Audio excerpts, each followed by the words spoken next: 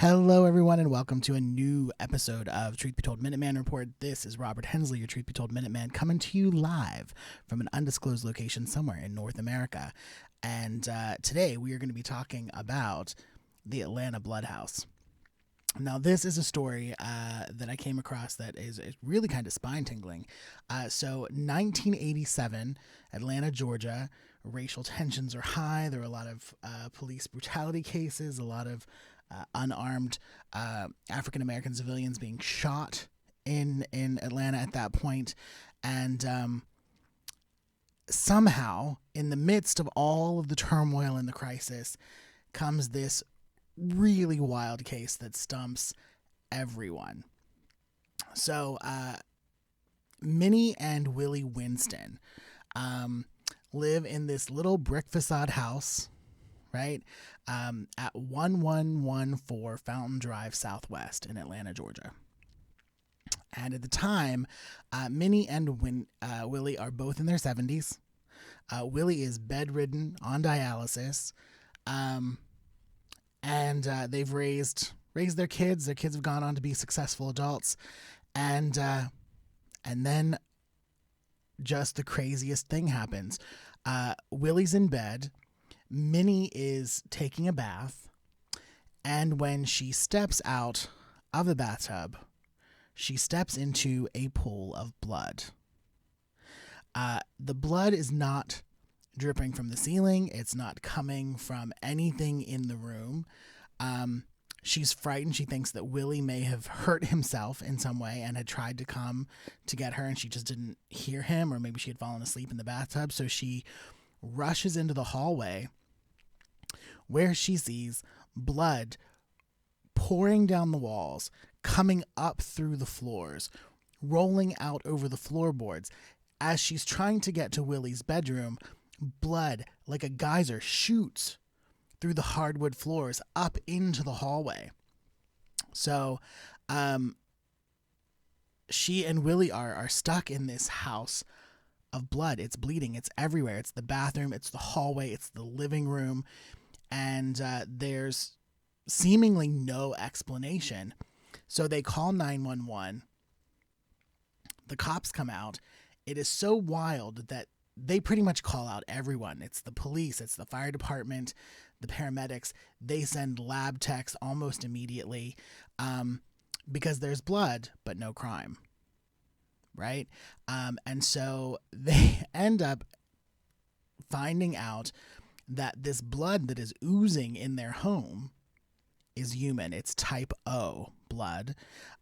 Both Willie and Minnie are type A. So there's, it can't be their blood. They have people come in and search the house. They've got people in the basement, people in the attic. People are, looking around. They did find blood on the ceiling of the basement under where the TV sat upstairs. There was some blood on the floor in the basement, but there were no, giant tanks of blood that could have sprayed or would have allowed for this continual oozing of blood throughout their home. Now, this goes on for quite a while. The police department is stumped. They bring in the major cases squad. There is, it's pretty much on the front page of the newspaper. It's being mentioned in the news.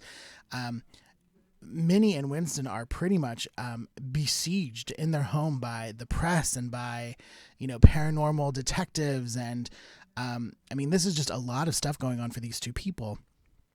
And so they never really get to the bottom of the case. No one's really sure where the blood came from, why it was there. Now, there are some really interesting theories, such as the fact that because racial tensions were so high, that maybe there was a portal somehow opened in their home, and that the blood that was being shed all over the city of Atlanta was somehow flowing into their home, that their home was bleeding for the young black men who were being killed by the police in Atlanta in 1987.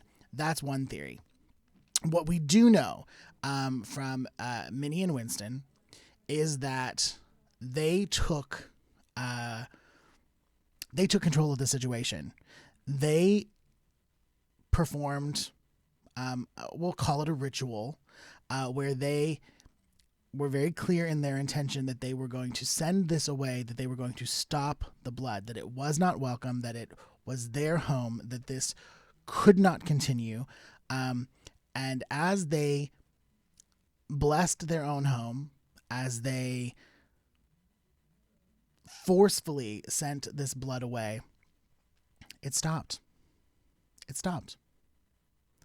Now, 1114 Fountain Drive Southwest still sits in Atlanta, Georgia. If you go to Google Maps and you Google it, you can see a picture of this cute brick facade house where blood oozed from the walls and the floorboards and through the floor. And, in 1987, it's still there. Just a super weird case. And because, again, never figured it out. No one ever came up with a real reason why this would happen to these two people. So strange. But, like I said, read that and thought, well, this is something that we definitely have to talk about on the Minuteman Report, so I'm sharing it with you. There are some really riveting articles. One of the best articles that I read was on a website called www.trulyadventure.us/bloodhouse, and it was written by a writer named Danny Cherry Jr., a native of New Orleans, and that pretty much pulled together all of the other articles and kind of made sense of the timeline and some of the theories that were being tossed about during that time period. Really, really interesting story. I highly suggest you kind of taking a wander down the old rabbit hole where I went and learning a little bit more about this yourself. So that is today's Minuteman Report. Thank you so much for joining me. Remember, there are 4 opportunities each week for new Truth Be Told content. Minuteman Report every Monday at 3 p.m. Pacific, 6 Eastern. And now we have La Verdad Se Habla, the Spanish language version of Truth Be Told, hosted by Metaphor on Tuesdays, same time, 3 p.m. Pacific, 6 Eastern. Bonnie Burkert on Wednesdays with Truth Be Told Transformation. And, of course, Tony Sweet every Friday with the original Truth Be Told. And if you have questions, comments, concerns, you just feel like bitching, I don't care. Email me. reportminuteman@gmail.com. Would love to hear from you. And as always, until next week, stay true. Thanks, everybody.